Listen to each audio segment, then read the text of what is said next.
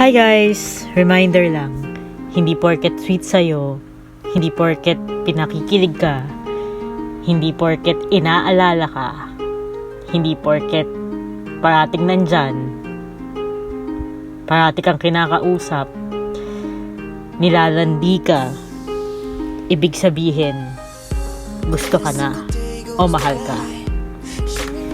Remember, may mga tao talagang sweet lang sila. May mga tao na akala mo may something pero wala naman pala. May mga taong lalandiin ka pero hindi ka naman pananagutan. Lalandiin ka, hindi ka naman jojowain. May mga tao na pakikiligin ka pero hindi ka kayang panindigan. Always clarify things out. Alamin mo kung ano ba kayong dalawa. Huwag kang magsayang ng oras, panahon at pagkakataon sa isang tao na hindi mo naman alam kung ano yung gusto sa'yo. Malay mo, kailangan lang yan ng companion, kailangan lang yan ng kausap. Ikaw naman, nafo-fall ka na pala.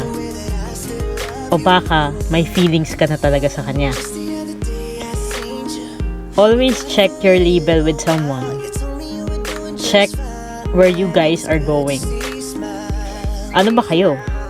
Are you guys getting to know each other? Are you guys dating? Are you guys together? O pampalipas oras nyo lang ba yung isa't isa? Baka kasi landian kayo ng landian, nagsasayang lang pala kayo ng oras. O baka ikaw lang ang nagsasayang ng oras kasi baka pala all this time kalandian lang talaga ang tingin niya sa'yo. Wala naman pala talaga siyang balak seryosohin ka. So protect yourself by knowing where you stand in someone's life. Wag lang landi ng landi. Wag lang kilig ng kilig.